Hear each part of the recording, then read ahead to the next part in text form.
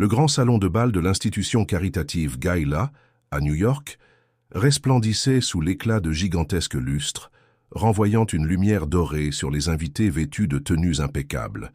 C'était une soirée qui promettait élégance et avant tout bienveillance. L'événement réunissait philanthropes, hommes d'affaires influents, figures politiques et la presse, tous présents pour contribuer à une noble cause, la collecte de fonds pour l'éducation de la petite enfance. Mais ce soir-là, personne ne serait plus scruté que l'invité d'honneur, Melania Trump. Vêtue d'une robe bleu nuit éblouissante qui soulignait sa posture irréprochable, Melania dégageait grâce et sérénité en parcourant le salon.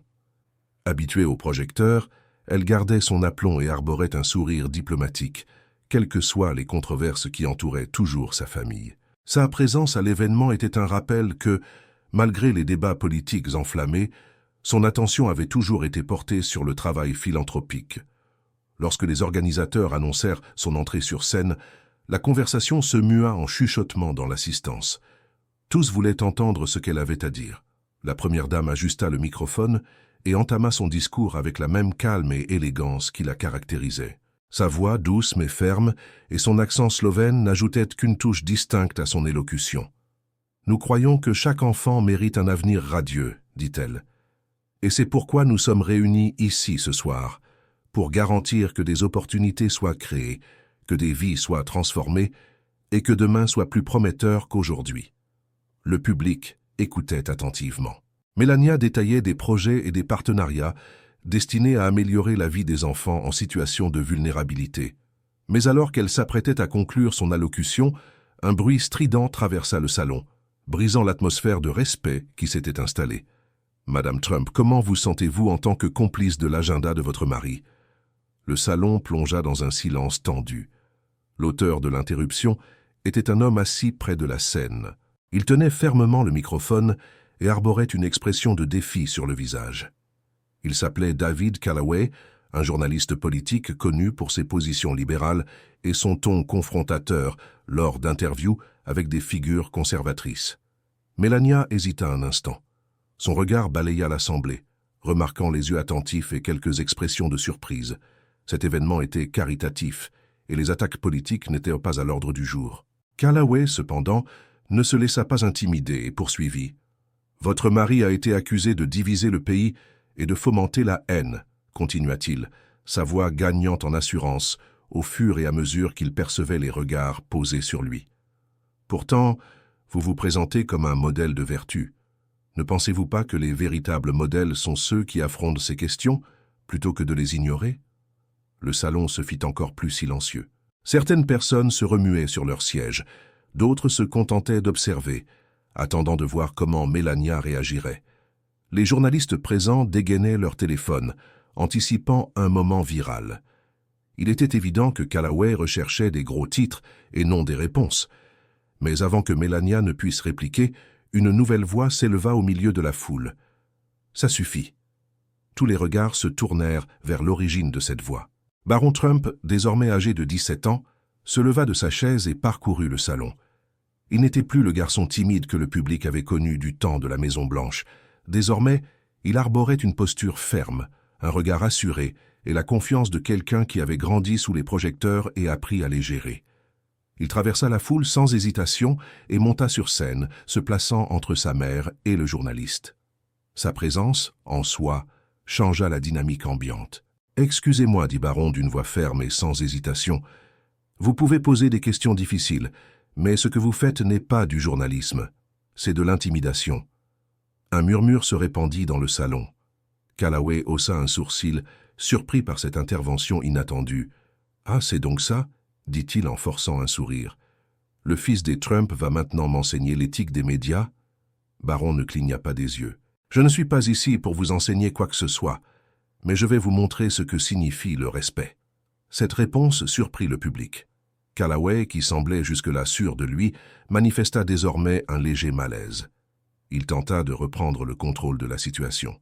« Pardonnez-moi, Baron, mais je ne pense pas que vous ou votre famille soyez les mieux placés pour parler de respect. » Quelques rires nerveux s'élevèrent dans l'assistance, mais Baron maintint sa posture. « Vous pouvez poser toutes les questions que vous voulez, répliqua-t-il. Mais ce que vous venez de faire n'était pas une question, c'était une accusation. Le sourire sarcastique de Callaway disparut un instant. Il ouvrit la bouche pour répondre, mais Baron continua avant qu'il ne puisse dire quoi que ce soit. « Si vous étiez vraiment intéressé par ce qui se passe ici ce soir, » fit remarquer Baron en désignant les banderoles de l'événement, qui montraient des photos des enfants bénéficiaires du projet, vous auriez posé des questions sur les enfants qui sont aidés. Mais vous ne l'avez pas fait, parce que vous n'avez jamais voulu savoir. Le salon plongea dans un silence absolu. Callaway cligna plusieurs fois des yeux. Il semblait chercher à formuler une réponse, mais sa stratégie avait été démantelée avant même qu'il ne puisse contre-attaquer. Baron fit un pas en avant, sa stature forçant le journaliste à lever les yeux. « Vous êtes venu ici pour obtenir un clip viral, » poursuivit Baron. « Pour provoquer une réaction, pour manipuler la narration, pas pour couvrir un événement caritatif. » Le public commença à comprendre ce qui se passait. Callaway n'était pas intéressé par l'événement. Il était là pour créer la polémique. Et à cet instant, il réalisa que le contrôle de la situation lui avait échappé. Alors, une nouvelle voix brisa le silence. « Ceci est un événement de charité, » déclara un homme d'affaires plus âgé, vêtu d'un costume impeccable. « Pas un ring de dispute politique. » D'autres murmures d'accord s'élevèrent. Pour la première fois cette soirée, Callaway sembla isolé. Les regards qui se posaient sur lui n'étaient plus empreints de soutien, mais de réprobation. Voyant que le moment était toujours le sien, Baron croisa les bras. « Vous êtes entré ici en espérant humilier ma mère. Au lieu de cela, vous vous êtes humilié vous-même. » Le salon explosa en applaudissements. Callaway rougit. Il tenta de retrouver son aplomb, mais il savait que le mal était fait. Baron se pencha alors légèrement vers lui. « La prochaine fois que vous voudrez attaquer un Trump, choisissez quelqu'un à votre taille. » L'ovation fut assourdissante. Callaway serra le microphone avec force, mais il n'y avait plus rien à dire. Il avait perdu. Melania, qui était restée silencieuse, fit un pas en avant et ajusta délicatement le blazer de son fils. Un geste petit, mais chargé de sens. Baron esquissa un léger sourire et fit un signe de la main à sa mère. Puis il se tourna vers le public. La foule, encore sous le choc, se leva pour une ovation debout. La soirée, qui avait commencé comme un simple événement caritatif, devint un tournant. Baron Trump n'était plus seulement le fils de l'ex-président. Il venait de montrer au monde qu'on ne devait pas le sous-estimer. Callaway tenait toujours le microphone, mais son visage trahissait qu'il savait ce qui venait de se passer. Il avait été complètement désarmé par Baron Trump, un jeune de seulement 17 ans. Le journaliste tenta de dissimuler sa frustration derrière un sourire forcé, mais le silence momentané du salon en disait long.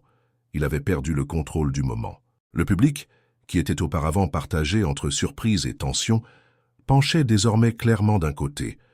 Beaucoup ne voyaient plus Callaway comme un reporter posant des questions difficiles, mais comme quelqu'un qui avait tenté de transformer une occasion caritative en un spectacle politique. La stratégie qui fonctionnait tant de fois lors d'interviews et de conférences de presse avait échoué. Mais Callaway n'était pas prêt à abandonner. Il prit une profonde inspiration et secoua la tête, comme s'il n'avait affaire qu'à un adolescent naïf. « Vous êtes jeune, Baron, » dit-il en adoptant un ton condescendant. « Vous ne comprenez pas comment le monde fonctionne. Dans le journalisme, nous posons des questions difficiles. C'est notre rôle. » Baron resta immobile, son regard fixé sur le journaliste. « Je comprends exactement comment ça marche, » répondit-il calmement. « Depuis mon plus jeune âge, je vois des personnes comme vous attaquer ma famille, déformer les faits et ignorer ce qui compte vraiment. » Callaway croisa les bras, essayant de conserver une apparence confiante. « Alors vous dites que les journalistes ne peuvent pas interroger votre mère ?» Baron haussa un sourcil, comme s'il venait d'entendre quelque chose d'absurde. « Non, je dis simplement que, si vous vous souciez vraiment du journalisme, vous auriez posé des questions sur ces initiatives, sur les projets caritatifs, sur les enfants que cette fondation aide. Mais, au lieu de cela, vous êtes venu ici pour provoquer et générer des gros titres. » La réponse fut directe et cinglante. Callaway sentit la pression monter, conscient que Baron avait raison. Il n'avait rien demandé sur la cause de la soirée. Avant qu'il ne puisse répondre, Baron fit encore un pas en avant. Sa présence semblait grandir sur scène. « Vous voulez parler du monde réel ?» demanda-t-il, sa voix toujours maîtrisée. « Dans le monde réel, ma mère est ici pour aider des institutions caritatives pendant que vous essayez d'arracher un gros titre. » Le murmure dans le public grandissait. Certains invités hochèrent la tête en signe d'assentiment. Même quelques journalistes semblaient incertains quant à la manière de réagir. Callaway regarda autour de lui, en quête de soutien. Aucun de ses collègues ne prononça un mot. « Vous voulez parler de questions difficiles ?» poursuivit Baron. « Alors répondez-moi. Combien d'événements caritatifs avez-vous couverts sans tenter de les politiser ?» L'expression de Callaway se durcit. Il comprit qu'il n'y avait pas de réponse facile à cela. Baron inclina la tête, observant le malaise du reporter. « Voilà », dit-il en répondant à sa propre question. Le silence dans la salle fut rompu par une vague de rires discrets et de murmures. Callaway serra les lèvres, tenant le microphone comme s'il s'agissait de sa dernière bouée de sauvetage. Mais Baron n'avait pas encore terminé. « Vous vous attendiez à ce que ma mère se retrouve acculée, » poursuivit-il. « Vous espériez qu'elle réagirait de manière défensive ou qu'elle tenterait d'éviter la question. Mais ce que vous n'aviez pas prévu, c'était qu'on riposterait. Le public était complètement captivé par le moment. » Callaway prit une profonde inspiration, tentant de reprendre sa posture. « Très bien, dit-il, comme s'il était prêt à clore la discussion. Mais peut-être le public ici devrait-il se demander pourquoi un jeune comme vous se sent si menacé par une simple question. » Baron laissa échapper un léger rire, croisant les bras. « Menacé? Non. Exposé? Peut-être. » Une fois de plus, Callaway se retrouva acculé. « Vous êtes venu ici prêt à créer un moment viral, » poursuivit Baron. « Mais vous êtes devenu vous-même ce moment. » Le salon explosa en applaudissements. Callaway ferma les yeux un instant, visiblement frustré. Il savait que sa tentative de renverser la situation n'avait pas fonctionné. C'est alors qu'une nouvelle voix se fit entendre au milieu de la foule. Baron a raison. C'était l'un des hommes d'affaires influents qui parrainait l'événement. Il était assis à l'une des tables proches de la scène, vêtu d'un costume impeccable et affichant la prestance de quelqu'un habitué à diriger des salles de réunion. « Ce soir ne devrait pas être une question de dispute politique, » continua-t-il. « Il s'agirait de venir en aide aux enfants. » D'autres voix dans l'assistance exprimèrent leur accord. Pour la première fois, Callaway comprit qu'il avait non seulement perdu le contrôle de la narration, mais aussi l'adhésion du public. Baron saisit l'instant et décida d'en porter le coup final. Il se pencha légèrement en avant, regardant droit dans les yeux de Callaway. « La prochaine fois que vous voudrez attaquer quelqu'un de ma famille, choisissez quelqu'un à votre taille. » Le salon entier explosa en applaudissements. Callaway resta immobile un moment. Puis, sans rien dire de plus, il baissa le microphone et se détourna pour sortir. L'humiliation était évidente. Il était entré dans ce salon en espérant créer un scandale, mais c'était lui le protagoniste d'une défaite publique. Les caméras de téléphone le suivirent alors qu'il quittait le salon, capturant chaque pas de sa sortie humiliante. Pendant ce temps, Baron se tourna vers sa mère. Mélania le regarda, son expression demeurant sereine. Puis, d'un geste délicat, elle ajusta le blazer de son fils. Un geste petit, mais chargé de signification. Baron esquissa un léger sourire et fit un signe de la main à sa mère avant de se retourner vers le public. La foule, encore marquée par ce qu'elle venait de vivre, se leva pour une ovation debout. Cette soirée, qui avait débuté comme un simple événement de charité, devint un tournant. Baron Trump n'était plus seulement le fils de l'ex-président. Il venait de montrer au monde qu'on ne devait pas le sous-estimer. Il n'avait pas eu besoin de plus de mots. Il avait déjà gagné. Alors que le public applaudissait, Baron resta impassible, sans besoin d'en dire davantage. Le silence gêné de Callaway, mêlé à l'enthousiasme de l'Assemblée, en disait long.